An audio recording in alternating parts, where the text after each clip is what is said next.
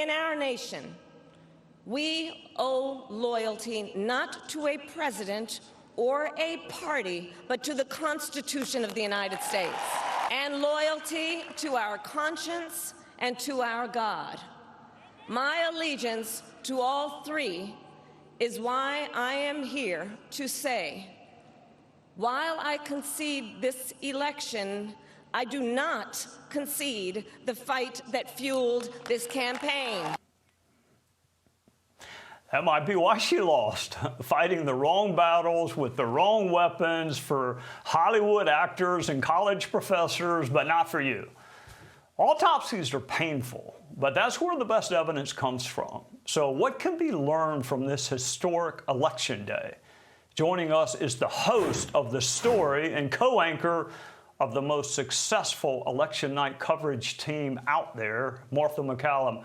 Welcome, Martha. Thank you for working weekends. It's not like you don't have enough to do during the week, so thank you for joining us on a Sunday night.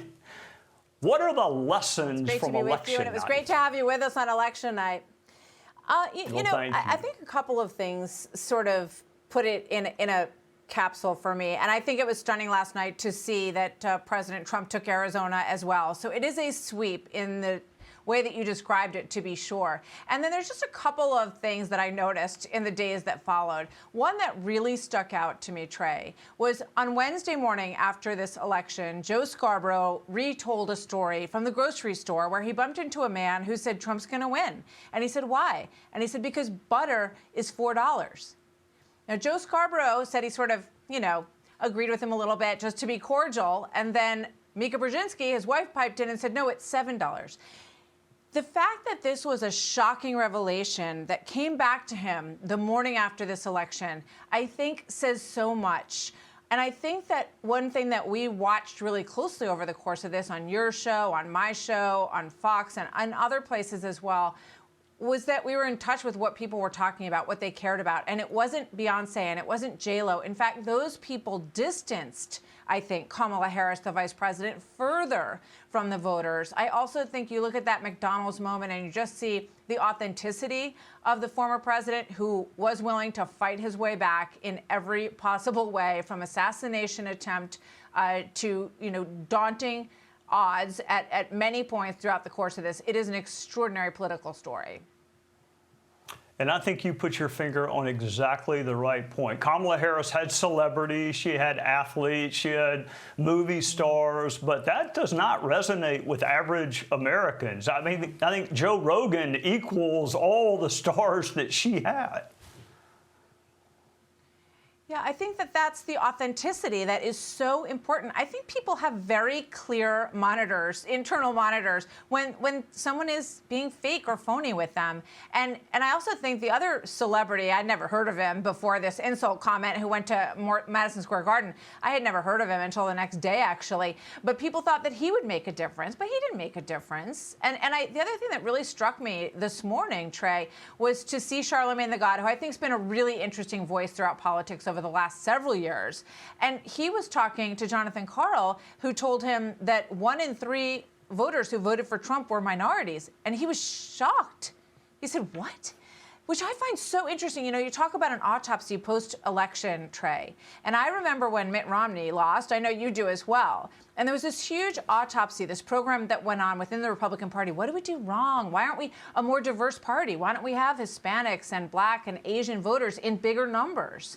And what I find so interesting is that it didn't take any sort of study. What it took, interestingly, was Donald J. Trump, who very organically brought these people together because they shared a common goal of a better economy and a safer national security situation, primarily at our border. So these things happen when people have common interests, and they don't happen when you say, you should vote for me because you're this color, or you should vote for me because you're this race.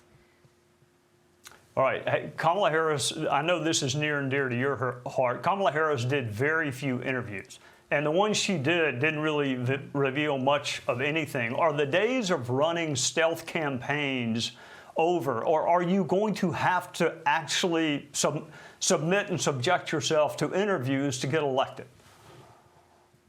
Yeah. Well, I think what they learned is that it didn't help. And you could get away with it. Joe Biden got away with it during COVID by staying in the basement. That was such an unusual time in our history, too, when you think about it. When the last time that Trump ran for re-election, we were just in this very chaotic moment. And I think people thought at the time that Biden represented something, you know, a little quieter, a little bit less chaos. And they thought that that was what they were going to get. It turned out that he was a very progressive policy master. And then he sort of faded from the picture, which also I think was very disturbing to people. So, I mean, I think when you look at what brought this about, it was really that sort of strength and decisiveness. And you see that in interviews. Interviews should give people an opportunity to say what they really think. And I don't understand why she never took advantage of the opportunity to say, I know I said I was against fracking. Let me take you through why. Let me take you through why I am where I am. And she, you know, perhaps it's that she believes in that kind of future of green energy, but that, you know, she felt that she learned that you can't really take everything away while you're working on something new. I don't know. I mean, maybe that's not her answer. Maybe that's not what she believes. But she wasn't able to take people through her own thinking process. And I don't feel like people ever got a chance to really get to know her. And it's too bad she turned down the Joe Rogan podcast. You know, he has this policy. He only does them in his studio in Austin. She should have gone down there. I think it would have been worth their time. At least it would have given her several hours for people to really get to know her a little bit better. No policy distinctions from Joe Biden. That is not a political winner. But I'll tell you who was a winner, and that was me, because I got to watch you and Brett up close and personal, and it is awe-inspiring when I watch you on television, but actually being there and watching the two best pros when it comes to election night or debates, you and Brett there was fantastic. And for all your other fans, we're going to have much more with Martha coming up tomorrow. She's going to be on my podcast. I don't know what that's going to cost to have her on my television show and my podcast, but whatever it is, I'm going to pay it. So it's cheap. I will talk to you tomorrow. Thank you so much. Great to have you with us on election night, and we'll see you tomorrow. Thank you. Yes, ma'am. Thank you. Hey, Sean Hannity here. Hey, click here to subscribe to Fox News YouTube page and catch our hottest interviews and most compelling analysis. You will not get it anywhere else.